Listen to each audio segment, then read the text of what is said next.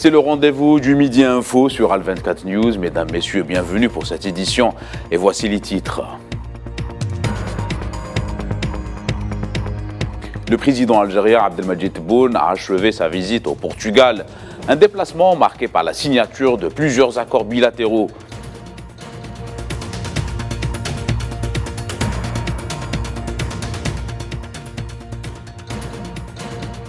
L'Union africaine fête son 60e anniversaire de création.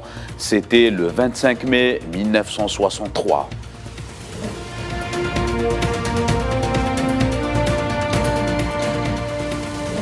Le chef de la diplomatie palestinienne appelle la communauté internationale à mettre fin aux violations des forces d'occupation dans les territoires occupés.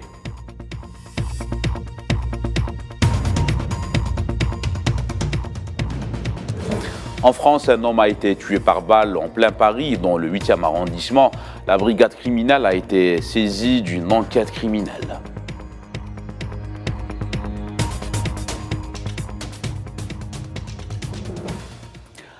Bonjour à tous, voilà pour les titres. Le président algérien Abdelmadjid Tebboune a achevé sa visite d'État au Portugal. Le président a été accompagné durant ce déplacement d'une importante délégation ministérielle. Pour ce dernier jour de visite, le président algérien Abdelmadjid Tebboune a été reçu à Lisbonne par le président du Parlement portugais, Augusto Santos Silva.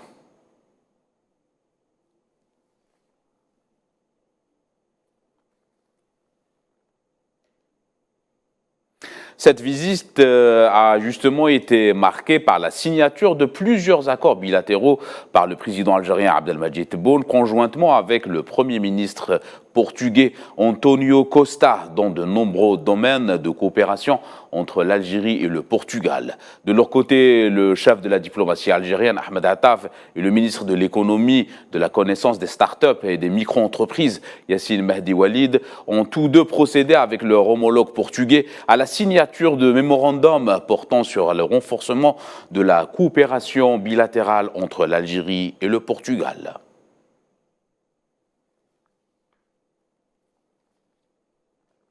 Depuis Lisbonne, le président algérien a fait l'annonce officielle de la tenue durant le deuxième semestre de l'année 2023 du sommet bilatéral algéro-portugais, affirmant avoir convenu avec son homologue portugais Marcelo Rebelo de Sousa de faire de l'année 2023 une année charnière pour la relance des échéances bilatérales majeures.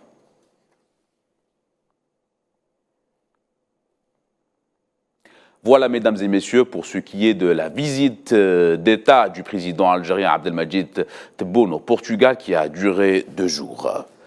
Secteur énergétique en Algérie qui réalise de bons résultats en l'année 2023 avec une hausse remarquée de la fiscalité pétrolière. Elle a atteint les 9,5 milliards de dollars durant le premier trimestre de l'année en cours, soit une hausse de 38% par rapport à la même période de l'année 2022. C'est ce qu'a déclaré la Direction générale des impôts.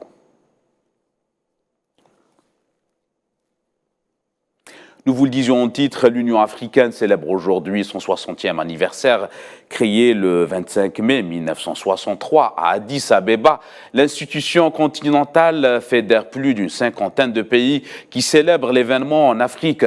Après la signature de son traité constitutif, l'Union africaine s'est substituée à l'OUA, l'Organisation de l'Union africaine, en juillet 2003. À l'occasion du sommet de Maputo en Mozambique, des institutions sont mises en place à l'image de la Commission de l'Union africaine, le Parlement panafricain et le Conseil de paix et de sécurité.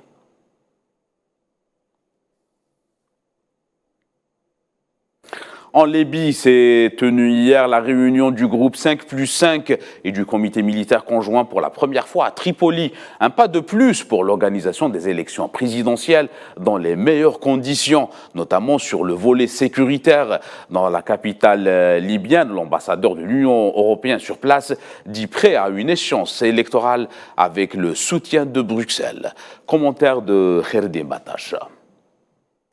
Pour la première fois, le groupe de travail sur la sécurité internationale se réunit à Tripoli en présence du comité militaire mixte 5+5 issu de la conférence de Berlin. Cette réunion se déroule également en présence de l'envoyé spécial des Nations Unies pour la Libye, Abdoulaye Bathily. Elle intervient après 2 précédentes réunions, l'une en Tunisie et l'autre à Benghazi. Le but principal de cette réunion est de soutenir les efforts des forces militaires pour maintenir l'ordre, la sécurité et la stabilité en Libye, mais également préparer le climat pour l'organisation d'élections présidentielles avant la fin 2023, à même de sortir le pays de l'impasse politique dans laquelle il se débat et garantir leur bon déroulement. Instaurer un cessez-le-feu durable et libérer les derniers détenus entre l'Est et l'Ouest du pays figure également au programme. Il serait également question d'unir les rangs des institutions militaires en une force conjointe. Pour ce faire, des réunions des chefs militaires de différentes régions devraient être tenues partout en Libye. Autre question abordée, celle de la nécessité de sortir les forces étrangères et les mercenaires qui se trouvent en Libye. L'ambassadeur de l'Union européenne en Libye, José Sabadell, a salué la stabilité sécuritaire dans la capitale Tripoli, qui a ouvert la voie à la première réunion de ce type pour le groupe de travail international issu de la réunion de Berlin avec le comité 5+5 à Tripoli. Il a par ailleurs souligné la volonté de l'Union européenne à soutenir la Libye dans sa voie électorale. Pour rappel, le processus de Berlin a été lancé en janvier 2020 dans le but d'instaurer un cessez-le-feu durable en Libye. Il s'inscrit dans le cadre des activités de promotion de la paix menées par la Suisse en Libye.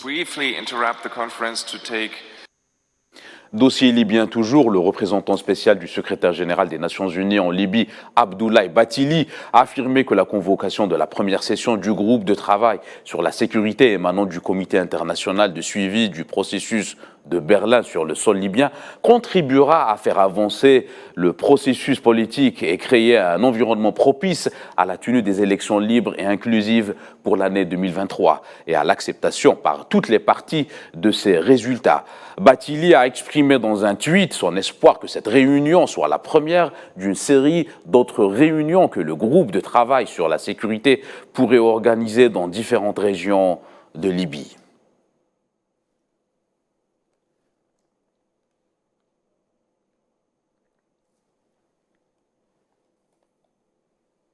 La diplomatie palestinienne a condamné dans une déclaration publiée aujourd'hui les violations et les crimes des forces d'occupation, les milices et les gangs de colons organisés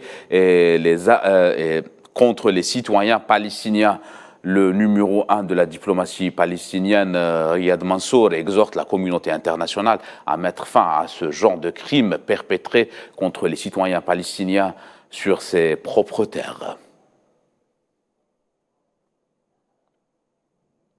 Palestine toujours, lors d'une incursion des forces d'occupation sionistes dans le camp des réfugiés de Akbat Jaber au sud de la ville occupée de Jéricho en Cisjordanie, 13 Palestiniens ont été blessés par balle et 14 autres, selon le directeur du club des prisonniers à Jéricho, ont été capturés par les forces d'occupation. Lors de cette incursion qui survient dans un contexte de tension dans les territoires occupés, notamment à Al-Quds.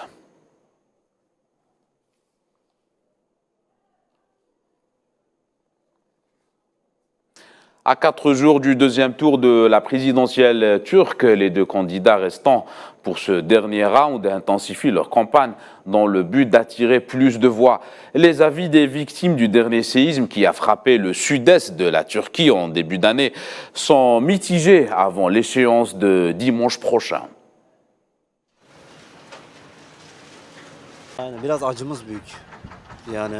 La coalition de l'opposition ne donne pas confiance et tout est basé sur la confiance, alors que face à eux, le gouvernement déjà en place tient ses promesses. C'est pour ça que les habitants ont voté pour la confiance, pas pour celui qu'ils aiment, mais celui en qui ils ont confiance.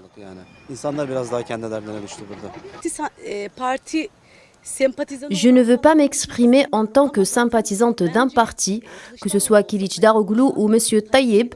Je pense que c'est avec les moyens de l'État qu'ils vont agir ici, avec les impôts payés par moi, mon père, mes grands-parents. Mais alors, quand on voit revenir les ingénieurs et les entrepreneurs, on ne veut absolument pas être instrumentalisé. La Chine a accusé ce jeudi les États-Unis et 4 de leurs alliés occidentaux de se livrer à une campagne de désinformation. Elle réagissait à la publication d'un rapport qui affirme que Pékin a parrainé une cyberattaque contre leurs intérêts. Auparavant, des pays occidentaux ont dénoncé une cyberattaque.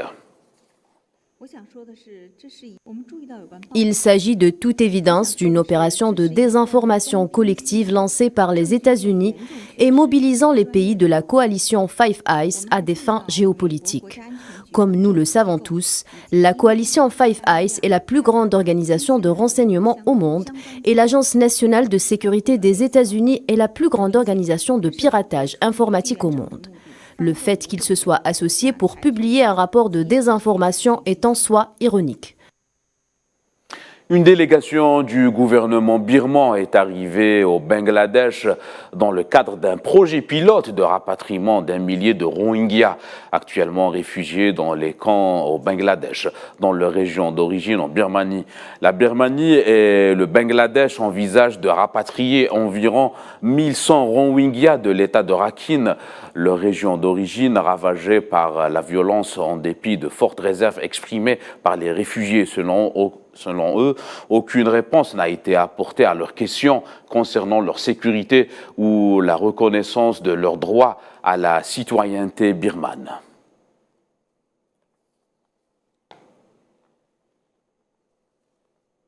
Aux États-Unis, le républicain Ron DeSantis se lance dans la course pour le bureau ovale lors des prochaines élections présidentielles américaine prévue en 2024. Il est le principal concurrent de l'ancien président Donald Trump, candidat depuis novembre pour l'investiture du Parti républicain. Celui qui le remportera affrontera très probablement le démocrate Joe Biden, candidat pour un second mandat et peu concurrencé au sein du Parti démocrate.